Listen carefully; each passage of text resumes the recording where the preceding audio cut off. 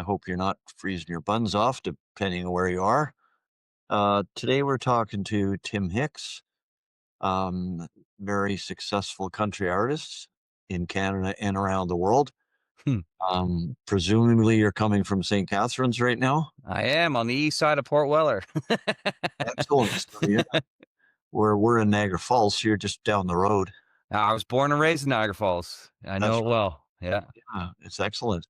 A little too cold right now, but what can you do? Yeah. Yeah. I mean, we had a good run there for about 24 hours. It was nice. Yeah, yeah, for sure. So first off, I just want to go back to your early family roots, I guess. If your family was musical and what um, influence they may have had on your career. Yeah. I'm big family influence. So from as far back as being 3 years old, I can remember sitting on my great grandmother's knee. She had an organ in her parlor. Wow. It was a super old house. It's still there on Stanford Green Drive in Niagara Falls, and that was my first kind of musical experience, was singing church hymns with her. And she had one of those organs that had like numbers on the keys Oh and yeah. books that were corresponding to the numbers. So there wasn't like music like you would see it on a page at a music store. You know, it was these numbers, and so it was accessible to me even as a little guy, and that just sort of became, you know, uh, lessons at the Ontario Conservatory down on Main Street in Niagara Falls, and they had a little band program. They called it the combo program, where they put little bands together. And right out of the gate, I was 8 years, 9 years old, playing in bands, which made music a team sport, which was really kind of exciting. Wow. Yeah, my dad played a bit of guitar and sang at church, and then later on, my parents divorced, and my mom married a fella and still collects vintage drums. So, I spent my teenage years in a house that had no less than 10 kits in it at any one given time, but they were like furniture to me. I was too into guitars and girls at the time to really pay attention to the drums. So yeah, so big family influence. My stepfather's family was particularly and are particularly musical, and so growing up in that, every family occasion became a jam. My cousin played bass, my stepfather played drums, many uncles and aunts played guitar, sang, and so it was a very musical upbringing, and just sort of parlayed itself into a career somehow. I don't know how I got here, but here we are. That's great. It's Yeah. it's interesting with a lot of the interviews I've done. Um, I think with the exception of Andy Kim, he just said his parents were not interested in music in any way. Mm. Yeah. But almost everybody else said the same ideas, that their family was musical and that they were supportive and were people listening to a lot of music on radio and Yeah. vinyl probably and all Mhm. the rest of it. So do you remember at all what kind of organ your grandmother had? What I brand it? can't I can't remember the brand, and when I started taking lessons, I remember very clearly my parents asking me whether I wanted to play organ or piano, and I chose organ only because it was familiar to me, and we had, like, a no-name.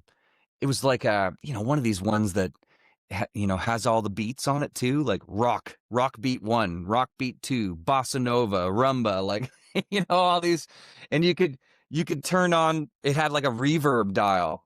You could flick this wheel over and add, tons of reverb, so it sounded like you were playing at the hockey rink. Wow. But I can't for the life of me remember the brand that my great grandmother had, or that we even had.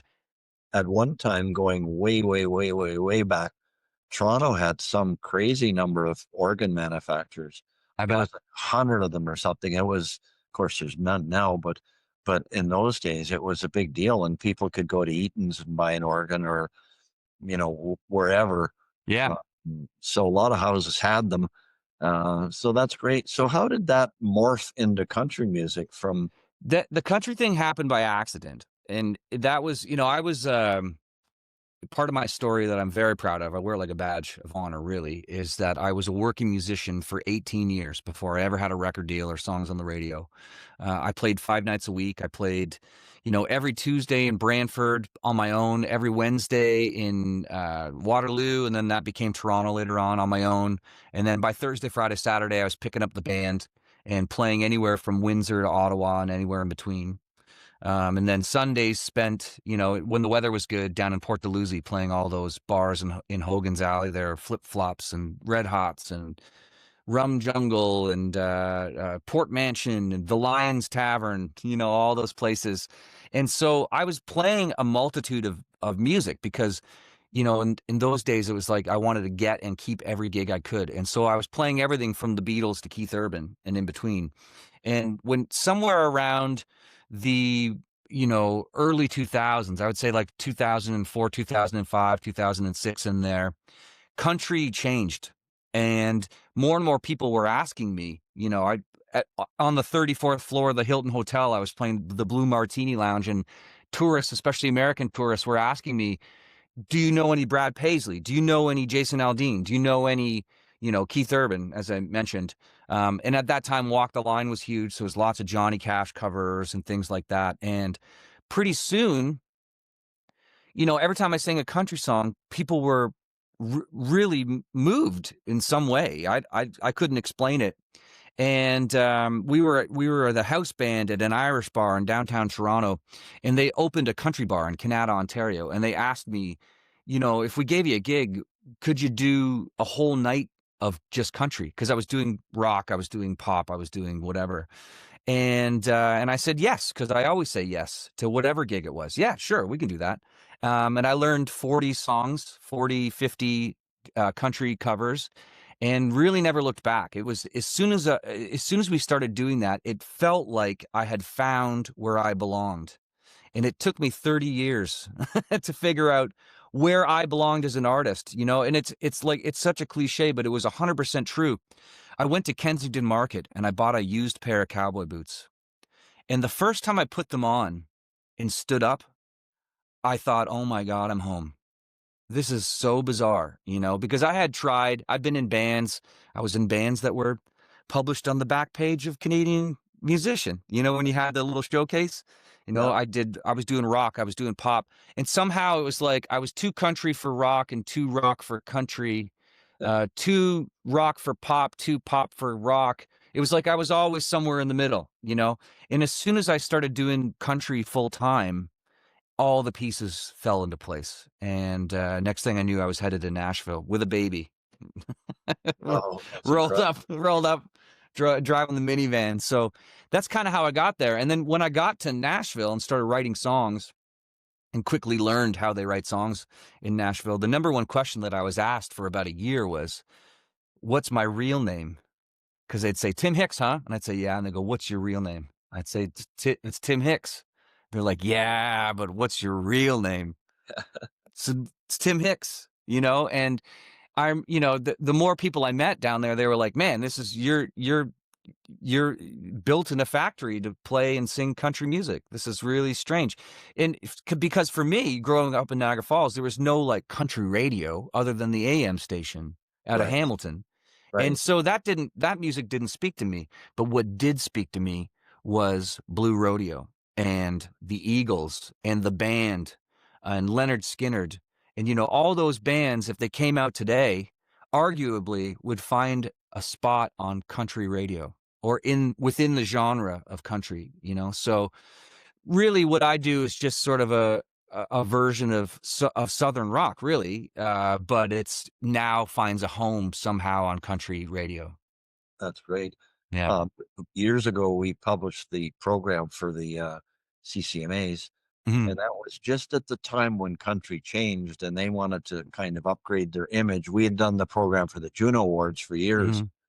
and the CCMAs were kind of a homey little event, but then they got on national television, and Mhm. we brought in a lot of major advertising, like car companies and the record companies, because country has changed, and now it was drawing huge crowds. Yeah. And instead of just being in a bar somewhere, it was on a theater or even an arena stage Yeah. in those days. So, and I think as well in the industry, things are just classified too much anyway. I mean, Yeah. it doesn't really matter what it is. If you like it, you like it, and you don't Sure. have to. At one point, people had to apologize if they like country music. I mean, that's kind of what it was. Yeah. And then it got to the point where it was just the opposite, that a country music fan was as likely to be driving a BMW as a Chevy pickup truck. Absolutely. So Yeah. it the definition has changed. So your first album that you did was that in Nashville? My first album as a signed act. Yeah, I mean, I did many, many CDs and records. In fact, when around the time that I started talking to my current record company, um, I had a full independent album ready to go, fully recorded, fully mixed, ready to go, and put it on a shelf because I started, going down there and writing songs, and they just kept asking me, "When can you come back? When can you come back?" And I just, I'd say, "Oh, okay, well, it's January. I can come back in March," and then, "Oh, okay, well, I can come back in June," and I just kept going down there. And about a year into our relationship, our courtship, I guess, they said, "Okay, we're going to put out a song, and we're just going to see what happens, and if it happens, then we'll continue to talk. If not, it's back to the pub you go, and so there was a lot of pressure to succeed out of the gate. And that song was Get By, which became my first platinum record in Canada. Yeah, and it became that it was my first top 10, and it became, like the lead off single of what became Throwdown later on. And really what I mean by that is, at the time, it's like we had 3 songs cut, and then that became 6 songs, and they put out a little EP just to see what was going to happen. And then, we quickly cut a bunch of other material, and that was bundled all together and became Throwdown, my first record. So the records that you recorded before that, where were they recorded before you went? Mostly in Niagara. Yeah, mostly in Niagara.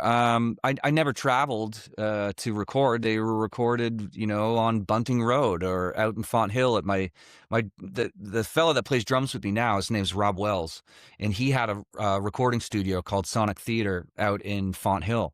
And Right, that's how I met him, because I was hanging with a record producer who's from Niagara, and he was working out of that studio. And so, everything that I did where that was of the professional, so to speak, level, was recorded in Font Hill, excellent. a long way from Nashville. But again, I wasn't ready to do country yet. It was this sort of hybrid of country rock that I was, that I was doing at the time, that didn't really fit in with the Alexis on Fire crowd that was happening in St. Catharines. Right, So it just, like I said, it just took me a long time to sort of figure out where I fit in. sure. In your travels through Niagara, did you ever run into Steve Goldberger and Niagara Rhythm Section? Yeah, in fact, I used to do their show on Friday nights, where they would bring in a new singer, Yeah, and the rule was no set list, no rehearsal allowed. right. And those gigs were some of the greatest that we ever played. I played with them at the Anchorage, and Yeah, then when it moved over to the old winery, I did quite a few shows with them.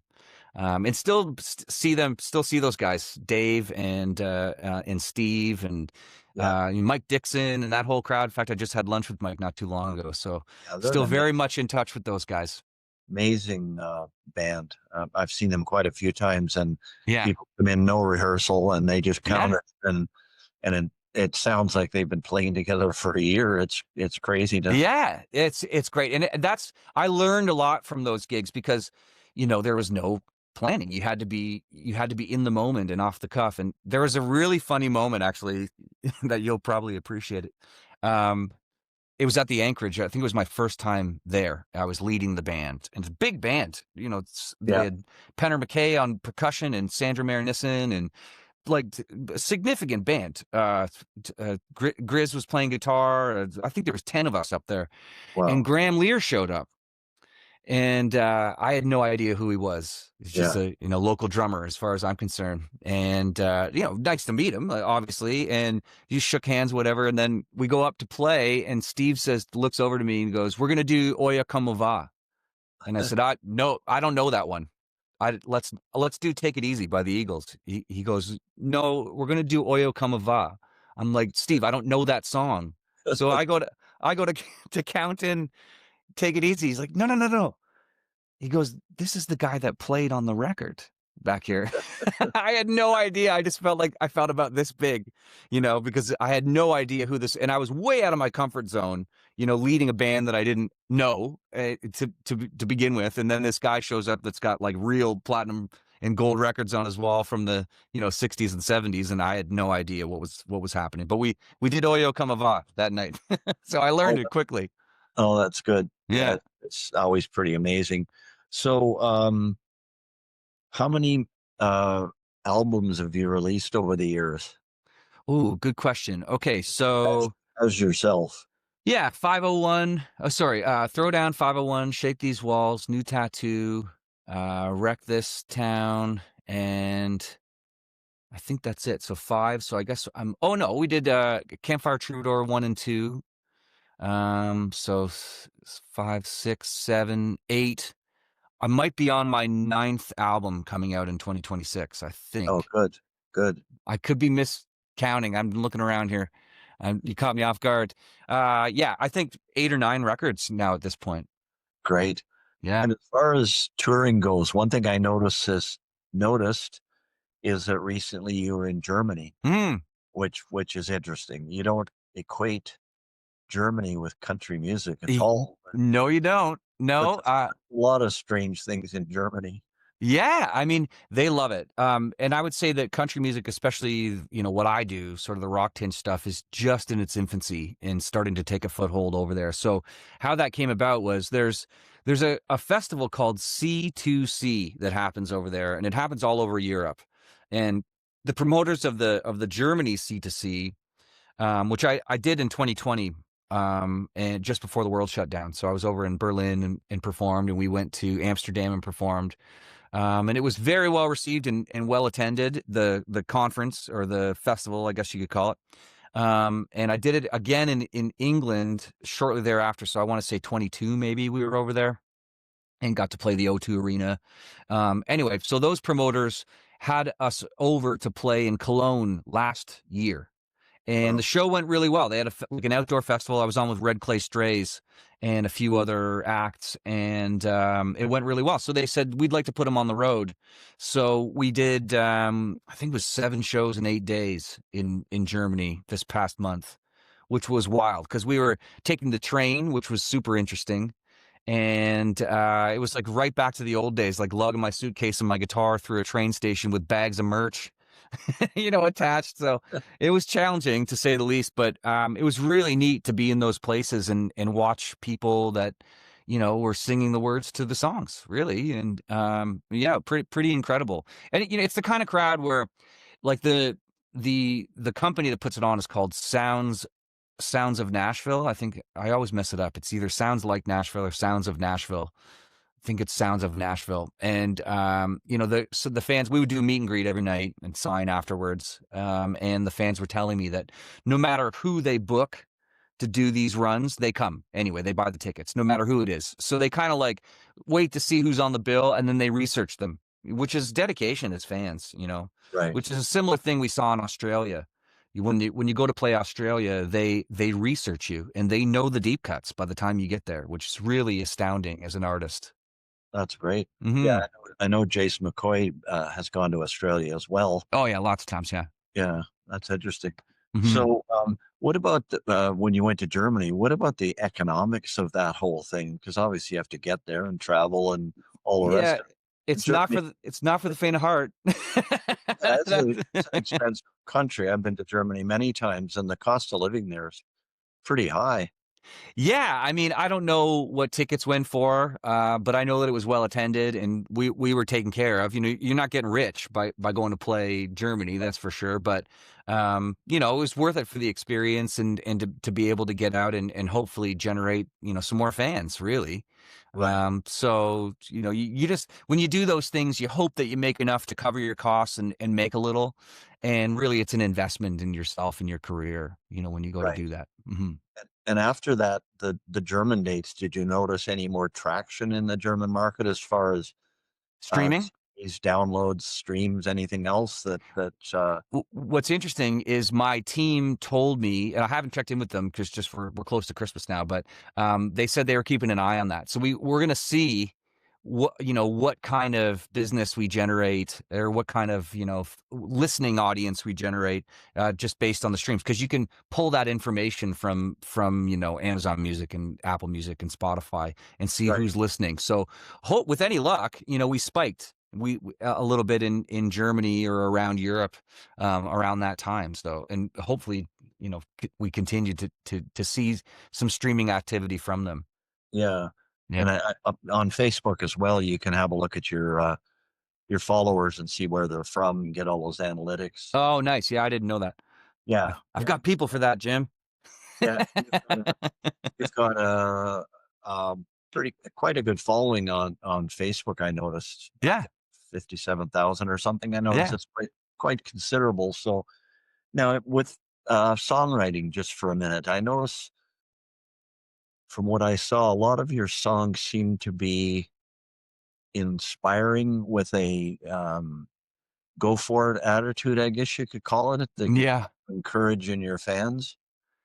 Yeah, I mean, I think sorta I got branded as the Canadian party guy for a Right, while there, and, because again, that was natural because I was playing in bars. They found me playing in bars.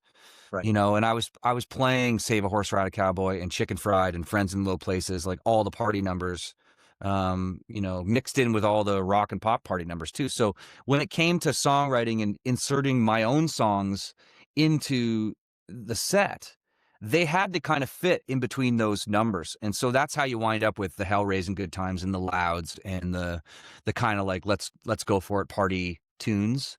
right.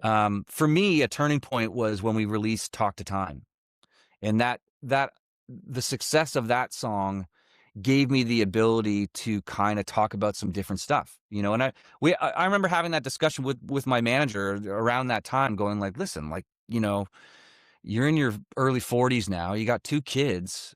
Like I remember saying to him, like, how long am I going to be up there in my tight pants singing "Hell Raising Good Time"? Like, when do I get to say something other than that? And he said, "Listen, all we can do is try and see if people are willing to come along." And when we released that song and it did as well as it did at radio and streaming, and it's become a mainstay in the set, it allows me to then talk about some different stuff when I songwrite. So yeah, I mean, I have different facets of my career. I have the silly, the Stronger Beers and the No Truck songs, and the Porto Backyardas, and then I've got the Louds and the Hell Raising Good Times and the Get Bys and the those kinds of songs, and then I've got like the Talk to Times and What a Song Should Do, and the Quits, sort of anthemic love songs. So it's kind of a nice spot to be in because I can sort of go down different roads based on how I'm feeling, which is empowering as a songwriter. And your fans react well to that, especially live, that So version. far, so far, yeah. I mean, I think that some of them, like some of my fans, prefer the chuckly stuff, the Stronger Beers and the No Truck songs. Some of Right. them prefer the Here Comes the Thunders, and some of them love Talk to Time. And you see a cross section of people at the shows. It makes me uncomfortable when I meet kids and they're like, "My favorite song is Stronger Beer." I'm like, "Oh God." I think that's a parenting issue. But I love that I can go down different roads and people are willing to come down with me. The whole Campfire Troubadour thing was like pretty empowering to me, being able to record it here in my house and put out music at a time where we couldn't tour, and sort of explore that side of me because we are campers. We love to go camping. And when we light the fire, whether it's in the backyard or at the campsite, the guitars come out. And, a song like Porto Backyarda lived at the campfire for 10 years. I wrote that song in 2013 and didn't release it until Campfire Troubadour 1. Or 2, I can't remember which one it was on, but it was on one of them. That song finally found a home on those Campfire Troubadour records. So it's like I've been pretty lucky that I can find homes for songs in different ways over the years. Excellent. And I noticed somewhere that I read that you acquired a Yamaha piano recently, and I did, yeah, you yeah, actually played it on the next album. yeah, yeah, So yeah. For the what first what time, kind yeah. what kind of piano is it? What's the model number? Just It's a for U3, a U3. Yeah, so I realized because I have this song that we released in honor of our late bass player, passed away a year ago this September. Right, And I wrote it, with piano in mind, and cut it, with the band, and played piano for the first time. Like I play piano, I always have, but I never showcased that on a recording. right. And so it was kind of special. And, we've only ever had hand me down pianos in my house. And our current one that we had prior to getting the new one was the soundboard was cracked and it wouldn't hold its tune. And so I wasn't really interested in playing. And that said, both my kids play.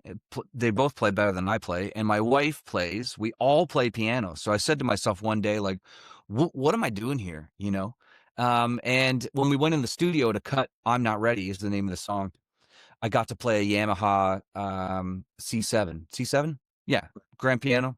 And as soon as I touched it, I was like, "Oh my god, this is what a piano's supposed to feel like."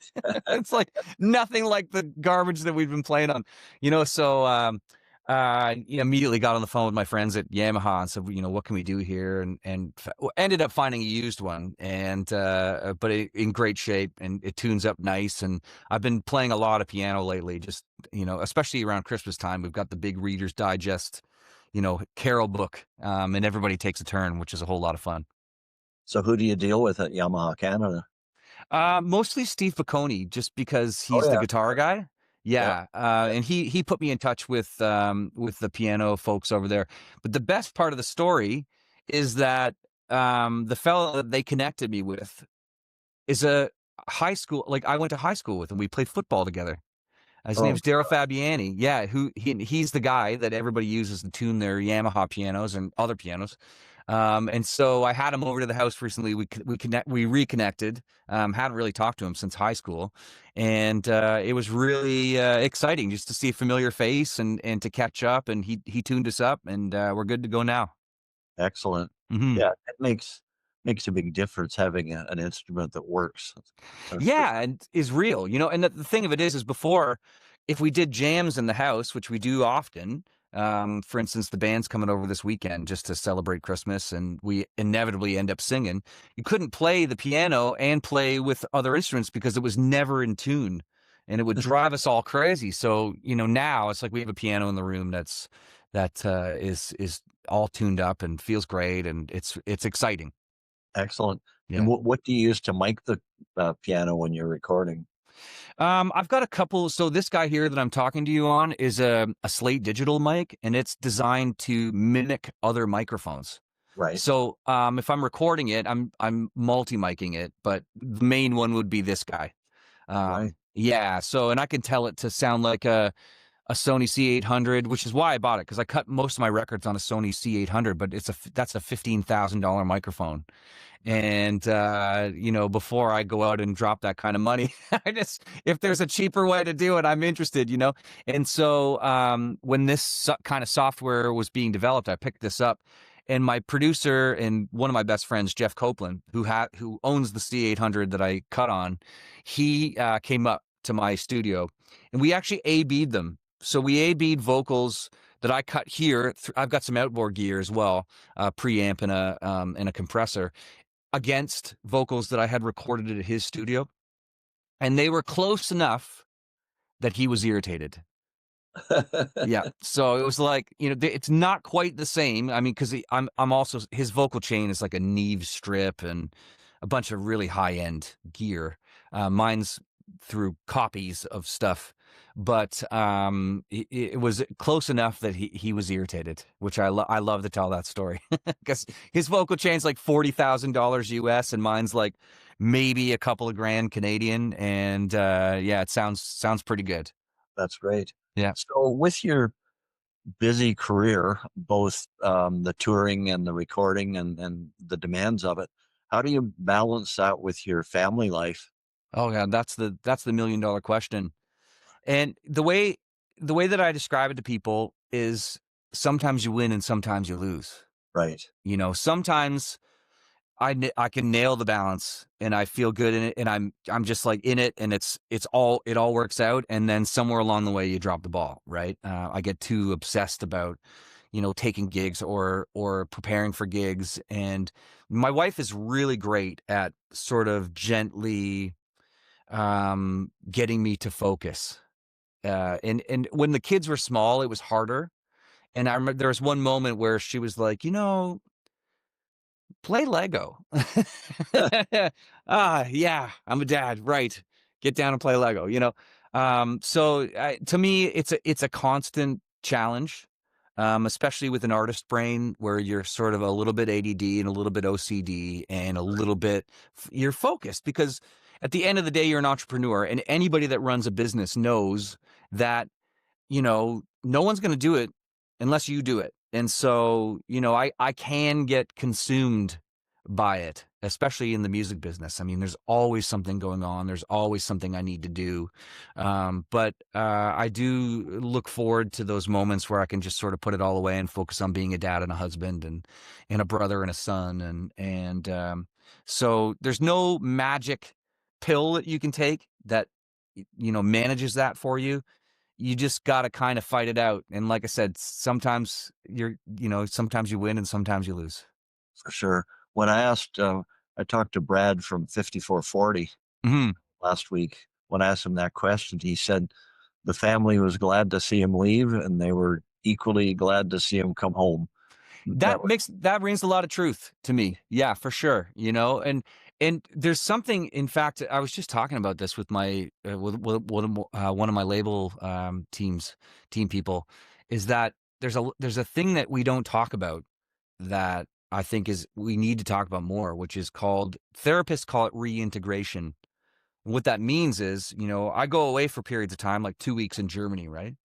right. In that time, my wife and my kids establish a routine. Okay.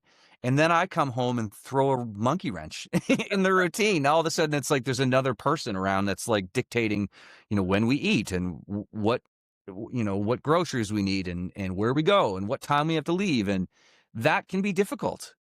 So that's something that the psychology major in me is interested in and how you come back. And we're aware of it. And so we kind of we kind of plan for it, that there's going to be time, and I need time to kind of decompress, and I need time to kind of work my way back into the family. And so, awareness is really the game, is just trying to figure out ways to manage that when you come back.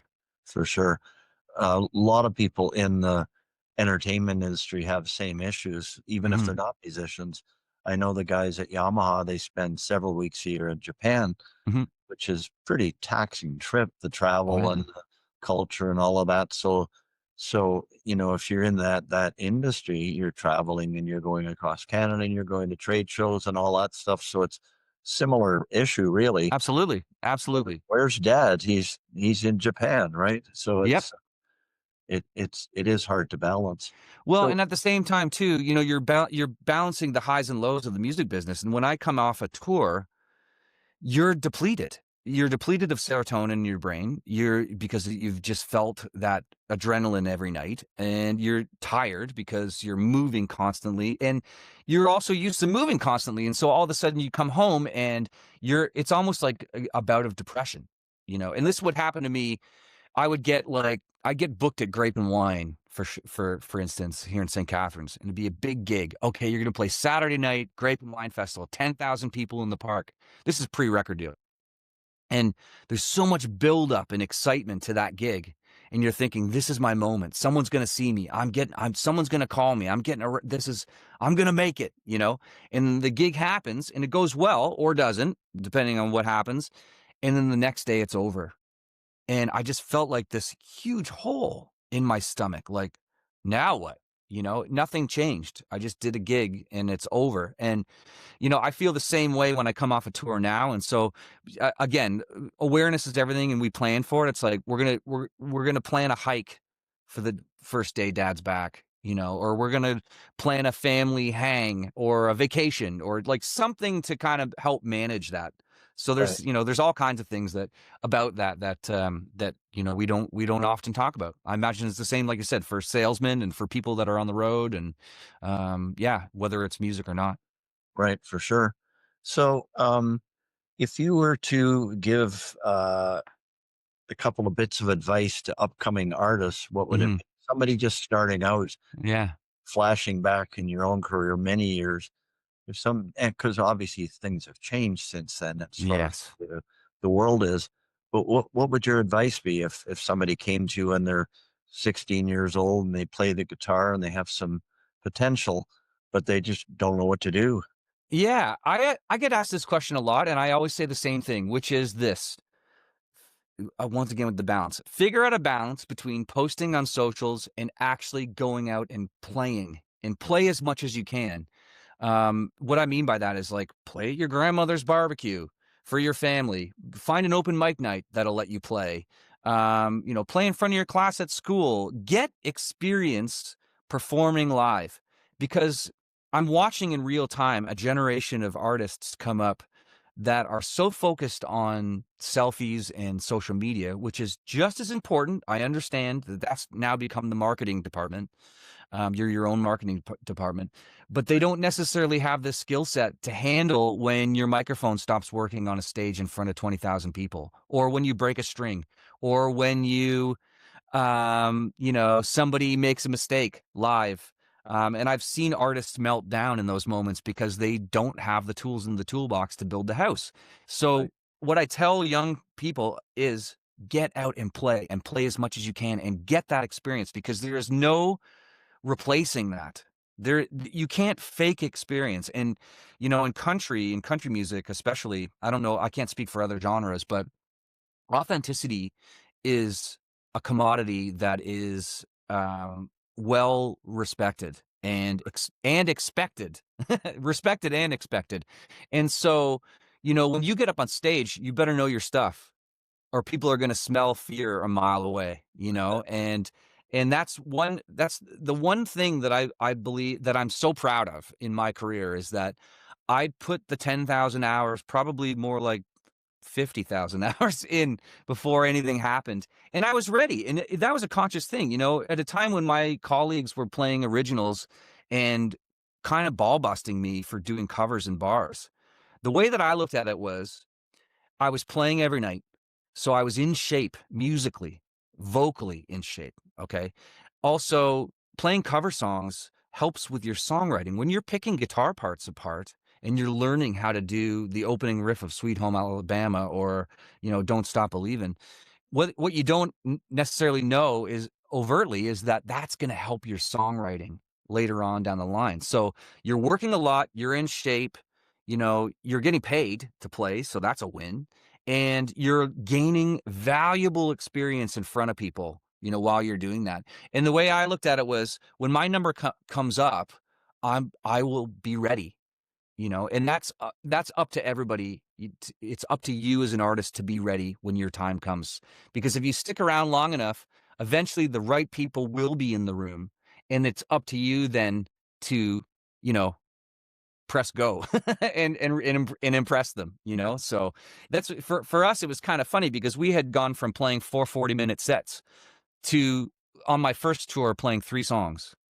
And I Wow. remember them saying, like, "So are you cool doing 3?" And it's like, I can do 3 standing on my head. I could do 3 sick. You know what I mean? Like, that was exciting to me that I could deliver only because we had put the time in, early on. And so that would be the biggest set of advice that I could give to anybody is just play, play, play, play, play. Get that experience. Put the tools in the toolbox before you build the house. That's great advice.